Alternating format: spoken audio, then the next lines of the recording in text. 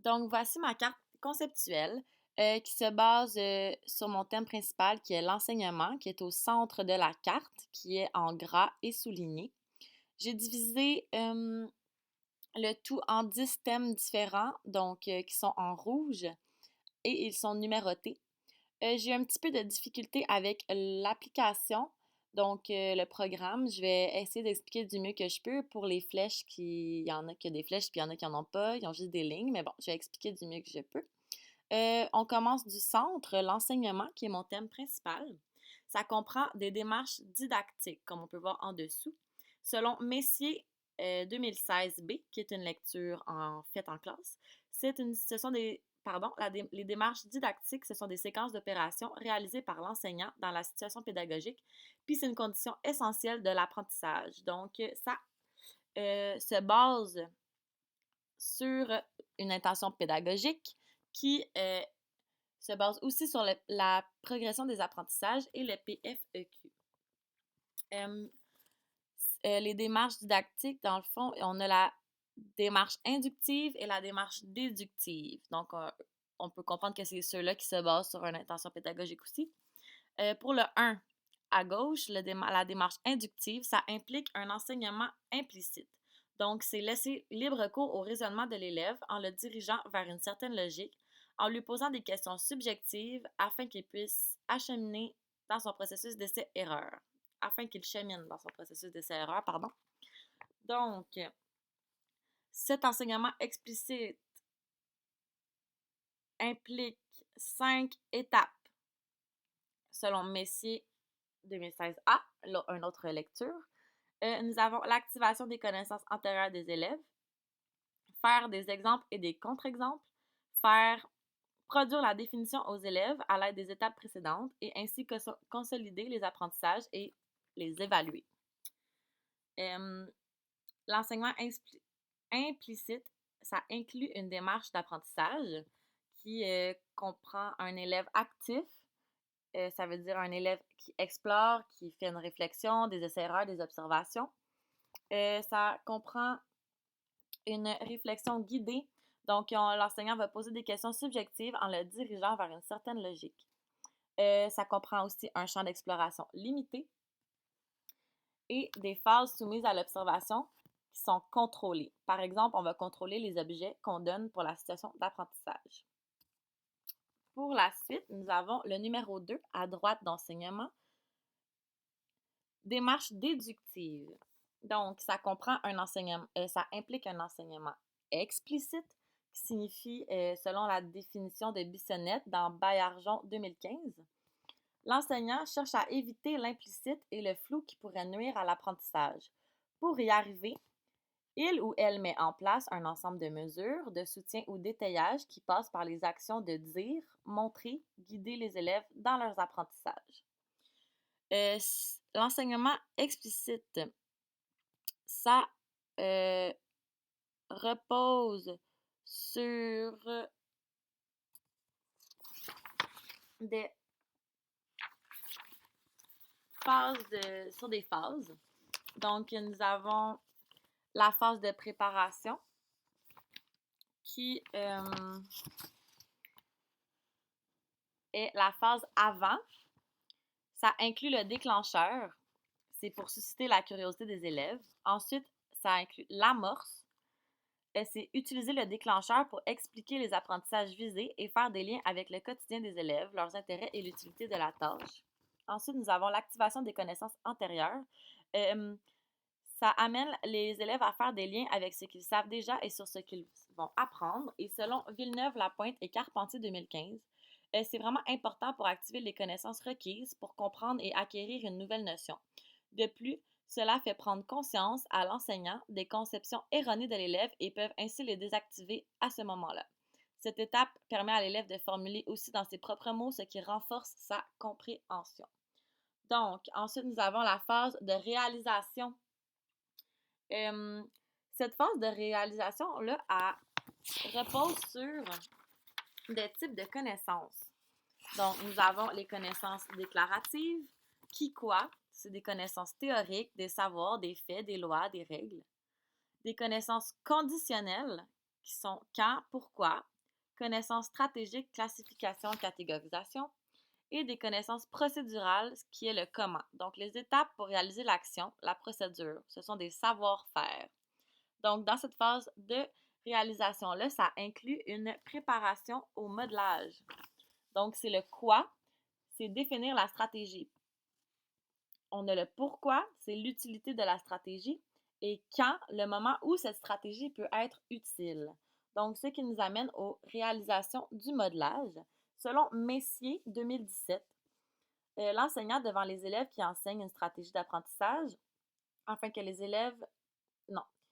L'enseignant devant les élèves qui enseigne une stratégie d'apprentissage afin que les élèves puissent se l'approprier et la réinvestir. Donc, ça permet d'obtenir des réponses à des questions comme comment, et c'est une action en direct ainsi que la pensée dans l'action. Donc, c'est ça le modelage, c'est mettre un haut-parleur sur sa pensée d'enseignant pour que les élèves comprennent le processus. Ensuite, nous avons la pratique guidée. C'est un élève volontaire qui vient devant le groupe et il intervient sur la production de l'enseignant. Donc, l'enseignant peut faire appel aux autres élèves, aux besoins, et il favorise la verbalisation des élèves dans ce processus. Ensuite, nous avons la pratique coopérative. En petites équipes, les élèves font des exercices ensemble, puis en suivant les étapes vues précédemment, puis l'enseignant il va circuler et intervenir aux besoins. Dans la pratique coopérative, on a l'interdépendance positive, c'est-à-dire que c'est les interactions au sein de l'équipe. Puis ça va favoriser la réussite de chacun des membres, une productivité plus élevée, de meilleures performances et des meilleures relations entre les membres. Donc, gestion de conflits efficace. Donc, c'est important de favoriser une interdépendance positive et non négative pour avoir un esprit de compétition. Voilà. Ensuite, nous avons la pratique autonome. C'est individuellement. Les élèves, ils font des exercices en suivant les étapes vues précédemment et l'enseignant circule et intervient au besoin. Donc voilà, c'est un réinvestissement. Nous avons la phase d'intégration.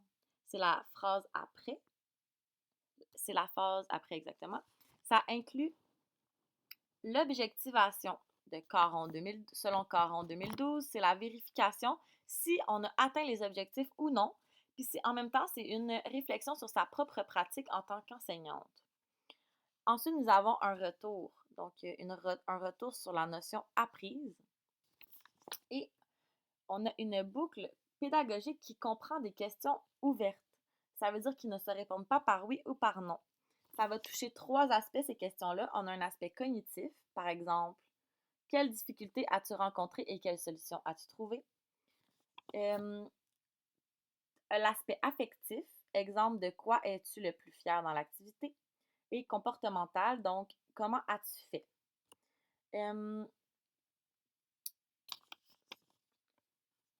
Pour continuer, il y a le réinvestissement, donc qui est en dessous de la boucle pédagogique. Le réinvestissement, c'est réinvestir la notion apprise dans un autre travail, par exemple. Donc, ces deux démarches didactiques, comme je l'ai dit, ils vont se baser sur une intention pédagogique, la PDA et la PFEQ. Voilà. L'intention pédagogique, on peut dire que c'est les élèves qui apprennent ce que les élèves apprendront spécifiquement, puis c'est ce que les élèves seront capables de faire au terme de l'apprentissage. Puis c'est comme je l'ai dit, c'est en lien avec PFEQ PDA. Bon. Le troisième point, gestion de classe. Donc l'enseignement comprend le troisième point, la gestion de classe. La gestion de classe, ça implique une bonne organisation spatiale de la classe et des contenus, notions à apprendre, une identification des attentes. Dès le départ, on doit les répéter en cours de route. Ensuite, des consignes claires et bien structurées. Ensuite, une bonne gestion du temps, donc préparer du travail supplémentaire pour les élèves qui ont terminé, etc. Dernier point, avant-dernier, intervention, encourager les élèves, les soutenir, intervenir si les élèves ne font pas le travail, etc. Et le dernier point, le respect des élèves. Donc, dans leur processus pour arriver au résultat attendu. Ça favorise une bonne gestion de classe. Ça favorise le quatrième point qui est l'engagement. L'engagement, selon Gaudreau 2017, ça s'appuie sur la taxonomie de Bloom, 1956. On y va, grosso modo, on apprend du simple au plus complexe. Voilà la taxonomie. L'engagement, ça implique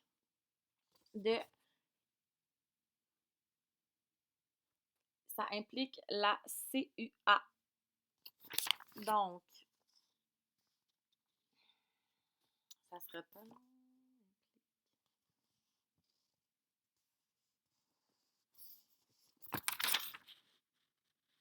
La CUA de Bello 2015. La CUA, c'est la conception universelle de l'apprentissage. Ça fait appel à l'inclusion scolaire et sociale. Et ça se base sur les acquis. Donc, quoi? C'est perception, compréhension du langage, structure, compréhension générale, activation des connaissances antérieures, etc. Ça se base aussi sur les méthodes, comment, l'action active, physique, les interactions, outillage, l'expression, support, mode d'expression, la réalisation, la guidance, soutien de la planification, réalisation et un suivi.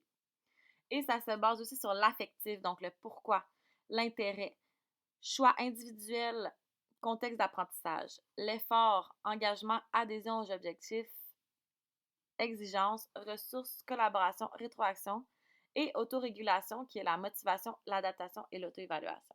Donc, ça se base sur la conception universelle de l'apprentissage. Les élèves vont être plus engagés s'ils se sentent inclus socialement et scolairement. Donc, on a aussi capter l'attention des élèves, c'est important. Donc, l'engagement, il faut capter l'attention des élèves pour qu'ils soient engagés envers la notion. Engager les élèves sur les objectifs d'apprentissage.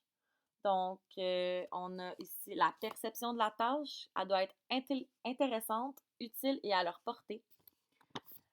La participation active des élèves, ainsi que la différenciation pédagogique. Ça va avec engager sur l'objet d'apprentissage. La différenciation pédagogique, c'est l'enseignant qui planifie et utilise diverses approches en les adaptant en fonction du contenu, des processus d'apprentissage, du style d'apprentissage, des méthodes, des stratégies de présentation et des outils d'évaluation. Donc, tous ces points-là allaient avec engager sur l'objet d'apprentissage qu'on peut voir sur la carte. Aussi, on avait superviser la PDA, qui est juste en haut de capter l'attention. Superviser la PDA. Donc, nous avons ici important de respecter les rétroactions, d'en faire des bonnes, des positives, et une régulation de l'enseignement.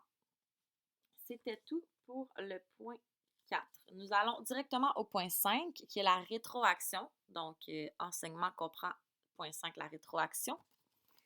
Ça comprend la méthode sandwich.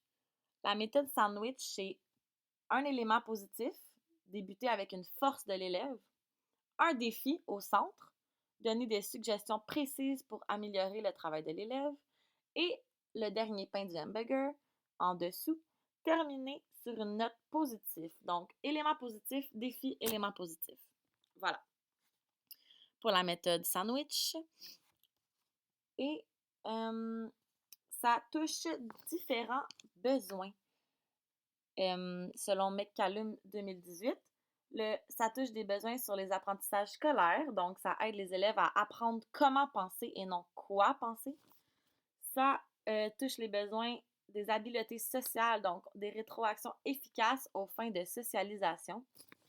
Et troisième besoin, le développement de l'enfant, donc intervenir avec planification et indication. Il faut aussi favoriser le développement physique et affectif d'un élève. Donc, voici les différents besoins que ça touche. Aussi, la rétroaction touche 4 niveaux selon McCallum 2018.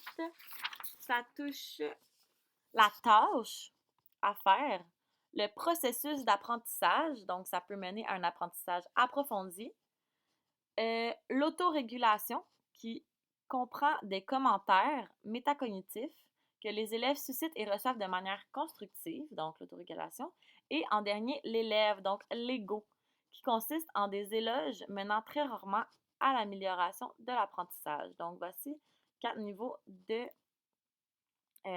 rétroaction. La rétroaction, ça inclut Le prochain point, l'évaluation. Donc, en rouge, on tasse vers la gauche. Sixième point, évaluation de Caron 2012. Donc, l'évaluation, euh, on a la collecte d'informations. Donc, c'est par observation, par mesure, et on observe avant, pendant et après la tâche. Ensuite, on a la comparaison des informations obtenues. Donc, on compare les informations obtenues en relation avec un référentiel prédéterminé pour porter un jugement face à l'atteinte ou non des objectifs du référentiel. Et ensuite, nous avons la prise de décision, donc face à des actions futures, ce qu'on va faire. On peut retourner à l'enseignement. Donc, ça comprend la zone proximale de développement, le point 7, donc Vygotsky, 1978. La zone proximale de développement, ça définit les fonctions qui ne sont pas encore pleinement développées, mais qui sont en processus de maturation, c'est-à-dire les fonctions qui arriveront à maturité demain, mais qui sont actuellement embryonnaires. Donc, la ZPD, ça repose sur l'étayage selon Carpentier 2019. Ça permet aux enfants d'apprendre une habileté avec différents niveaux de soutien. Donc, voici ce qu'est l'étayage. Ici, ça implique des mini-leçons. Donc, les mini-leçons, la structure de la mini-leçon, ça favorise l'étayage. L'étayage, ça comprend euh, quatre niveaux. Donc, connexion, dire aux apprenants ce que nous allons enseigner, donc les connaissances déclaratives et conditionnelles. Euh, Après la connexion, on a l'enseignement, donc démontrer et expliquer la notion, donc connaissance procédurale, démonstration, modélisation. Et nous avons ensuite l'engagement actif, donc donner aux élèves la chance d'essayer, donc la pratique guidée, la pratique coopérative. Et finalement, le lien. Donc, préparer les élèves à intégrer la notion enseignée dans leur pratique. Donc, préparation pour la pratique autonome. Les mini-leçons aussi impliquent des aides-mémoires. L'aide-mémoire, c'est, par exemple, avant leur entrée à l'école, les élèves reconnaissent de nombreux symboles et puis les aides-mémoires créées doivent être utilisées de la même façon. Donc, il est gagnant de regrouper les stratégies par catégorie afin que les élèves s'y retrouvent facilement. Ainsi, ils savent quand et pourquoi les utiliser. Donc, c'est très important dans les mini-leçons, dans l'étayage, les aides-mémoires. Les aides-mémoires, ça comprend des tableaux d'ancrage et ils ont quatre niveaux. On a la routine. Ça enseigne aux élèves une marche à suivre ou un comportement à adopter. On a les stratégies. Donc, dresser une liste de stratégies liées à une habileté importante. On a les processus. Donc, décompose une habileté importante en une suite d'étapes. Et nous avons un exemple. Montre en contexte des stratégies ou des habiletés particulières.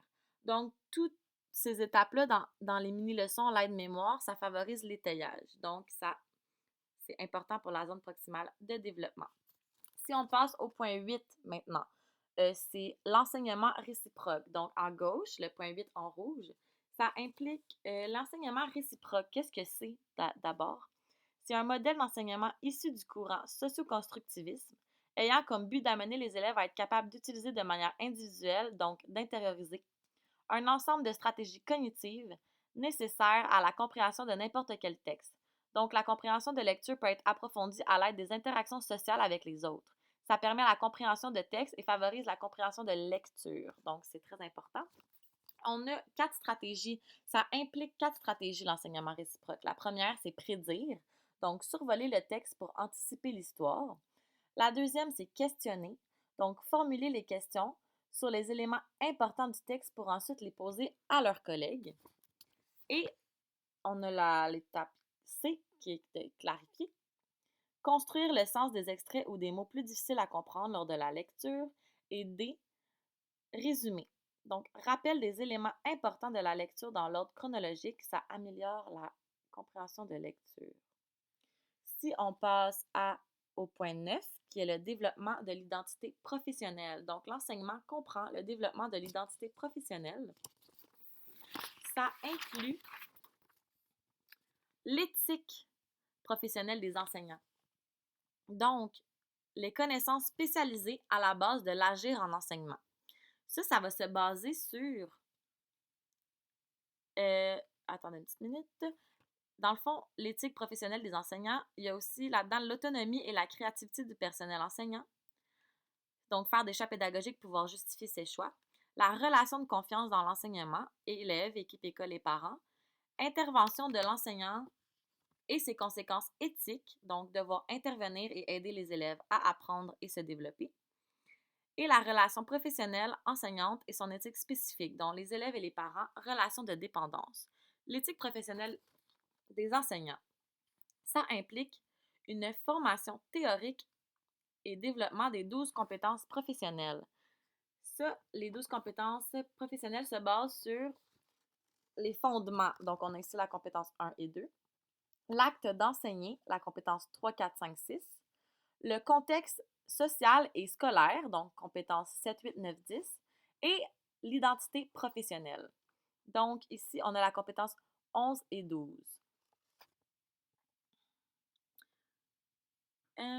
Pour le point 10, le dernier point, c'est l'enseignement se base sur la planification. Donc, une planification qui va s'appuyer sur des canevas de planification d'une activité d'enseignement.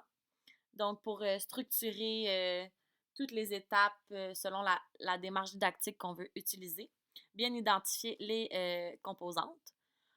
Aussi, ça s'appuie sur des plans d'action parce que certains élèves ont besoin de plans d'action et ça aide pour aussi la différenciation pédagogique. Donc, voilà ma carte. Merci.